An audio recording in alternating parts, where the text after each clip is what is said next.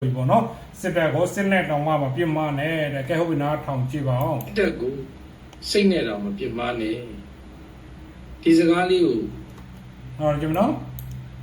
တက်ကိုစိတ်နဲ့တော့မပြစ်မှားနဲ့ဒီစကားလေးကိုကျွန်တော်ပြောတာမဟုတ်ပါဘူးဘုံရုပ်အောင်ကြီး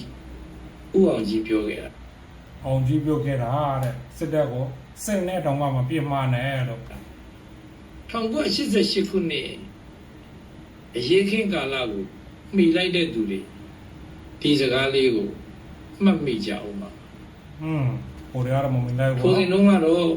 ထိုစကားကိုဥအောင်ကြီးပြောလိုက်တဲ့အတွက်နိုင်ငံရေးမှာ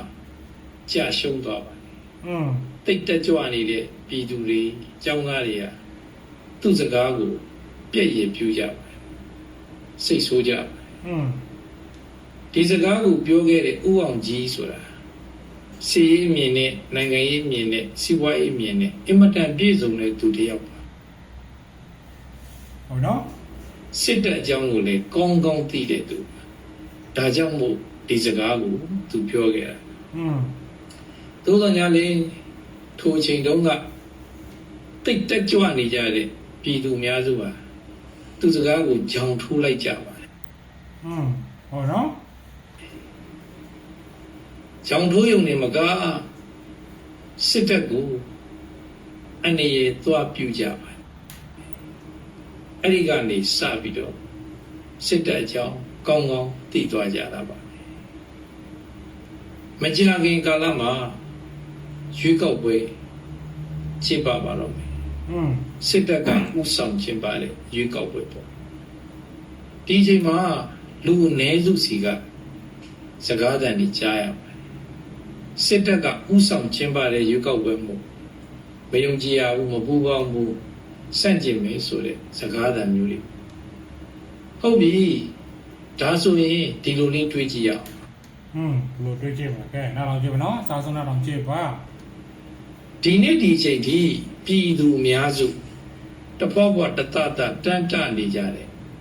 နိုင်ငံတော်သမ္မတကြီးဦးသိန်းစိန်ဦးဆောင်သောပြည်ခိုင်ဖြိုးအစိုးရမြန်မာပြည်ကြီးမှာတိုးတက်ဖွံ့ဖြိုးမှုတွေအများကြီးဖြစ်ပေါ်လာအောင်ဖန်တီးပြုလုပ်ပေးခဲ့တဲ့ပြည်ခိုင်ဖြိုးအစိုးရဟာဘယ်လမ်းကြောင်းကနေပေါ်ပေါက်လာတာလဲဒီလိုပါပဲ NLD ပါတီဒေါ်စန်းစုကြည်ဦးဆောင်တဲ့ NLD ပါတီကရောဘယ်လမ်းကြောင်းကနေပေါ်ပေါက်လာတာလဲဟုတ်နော်စစ်တပ်ကဥဆောင်ပြီးကျင်းပပြုလုပ်ပေးခဲ့တဲ့ရွေးကောက်ပွဲကနေပဲပေါ်ပေါက်လာခဲ့တာမြန်မာပြည်ရဲ့နိုင်ငံရေးကိုတိတ်လာကြည့်မယ်ဆိုရင်စစ်တပ်နဲ့ခင်းကွာလို့မရပါဘူးလွတ်လပ်ရေးမရခင်အခြေကနေဒီနေ့ဒီချိန်ထိမြန်မာပြည်ရဲ့နိုင်ငံရေးမှာစစ်တပ်ကတောက်လျှောက်စီမျောပြောဝင်လိုက်ပါကူညီကဲဆယ်နေရစစ်တပ်ဆိုတာအာဏာရှင်လို့ပြောကြတယ်အာဏာရှင်စစ်တပ်လို့ပြောကြတယ်တကယ်ကတော့စစ်တပ်ဟာတကယ်အာဏာရှင်အစစ်ဟုတ်ပါတယ်တကယ်အာဏာရှင်အစစ်ဟုတ်ပါတယ်တဲ့အာဏာကိုသိမ်းစရာလည်းမလိုထိန်းစရာလည်းမလိုအော်တိုမက်တစ်ကိုအာဏာရှိထားပြီးသားဒါမြန်မာပြည်စစ်တပ်မှာမဟုတ်ပါကမ္ဘာပေါ်မှာရှိနေတဲ့စစ်တပ်တိုင်းဟာအာဏာအပြည့်အဝရှိပါတယ်အင်မတန်ကိုကျမ်းပါတယ်ရမ်းပါတယ်ဆိုတဲ့ဒေါ်နယ်ထရန့်ကအမေရိကန်စစ်တပ်ကိုမထေမဲ့မြင်မပြူရဲပါဘူးဟောနော်အင်မတန်တီးပါတယ်အင်မတန်ပြတ်သားပါတယ်ဆိုတဲ့ပူတင်တော့သူ့တိုင်းပြည်ရဲ့စစ်တပ်ကိုမထေမဲ့မြင်မလုပ်ရဲပါတိုင်းပြည်တိုင်းမှာရှိနေတဲ့စစ်တပ်တိုင်းဟာအဲ့ဒီတိုင်းပြည်ရဲ့အာဏာရှင်တွေပါပဲအစိုးရတရက်ဆိုတာ၄နှစ်သို့မဟုတ်၅နှစ်ပဲခံပါကာလတစ်ခုကိုရောက်သွားရင်နောက်ထပ်အစိုးရတရက်ထပ်တက်လာပါစစ်တပ်ဆိုတာကတော့ထိုတိုင်းပြည်ကြီးမပြိုကွဲမပျက်စီးသေးစစ်တပ်ရှိနေမှာပါပဲအဲ့ဒါတော့မှန်တာပေါ့နော်စစ်တပ်ပြိုကွဲပျက်စီးသွားရင်လည်းအဲ့ဒီတိုင်းပြည်ပြိုကွဲပျက်စီးမှာဒါကြောင့်မို့တိုင်းပြည်တစ်ပြည်ကိုတိုးတက်ခြင်းနဲ့ဆိုရင်အထူးသဖြင့်မြန်မာနိုင်ငံကြီး တိုးတက်ဖွံ့ဖြိုးကြီးပွားခြင်းနဲ့ဆိုရင် တက်လာတဲ့အစိုးရတိုင်းကစစ်တပ်နဲ့အစဉ်ပြေမှဖြစ်ပါလိမ့် ဟောဒီခံဆိုတော့ချက်ခံရဲတော့ကအကုန်လုံးစစ်တပ်ကလာတဲ့ဘူကြီးတွေဘူရှော့တယ်ပေါ့နော် ဒီလိုပါပဲတိုင်းပြည်အတွင်းမှာ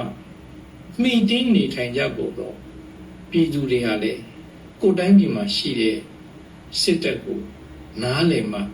သိမှအမှန်ကိုအမှန်တိုင်းမြင်နိုင်မှအစဉ်ပြေပါလိမ့်မယ်အဲ့ဒီလိုကမဟုတ်ပဲစစ်တပ်ကိုပြစ်မှားနေတဲ့သူတွေရှိနေအောင်မယ်ဆိုရင်စစ်တပ်ကိုဆက်လက်ပြီးတော့ပြစ်မှားနေကြအောင်မယ်ဆိုရင်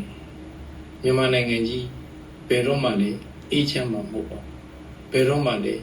ကြီးပွားတိုးတက်ဖွံ့ဖြိုးမှာမဟုတ်ပါဘူးဒါကြောင့်မို့တိုင်းပြည်ကြီးတိုးတက်ကြီးပွားစေခြင်းနဲ့ဆိုရင် တိုင်းပြည်ကြီးပြတ်တော့တဲ့ဆန်နဲ့ဆိုရင် စစ်တပ်ကို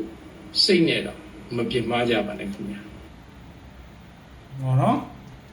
စစ်တပ်ကိုစိတ်နဲ့တော့မပြစ်မှားနဲ့ ကျောင်းပြီးကျေးဇူးတင်ပါတယ်ခင်ဗျာနောက်ထပ်ပြီးတော့ပြန်တွေ့ကြမယ်နော်အစားဆုံးချစ်ပေးတဲ့တော့အထူးကျေးဇူးတင်ပါတယ်ဘိုင်ဘိုင်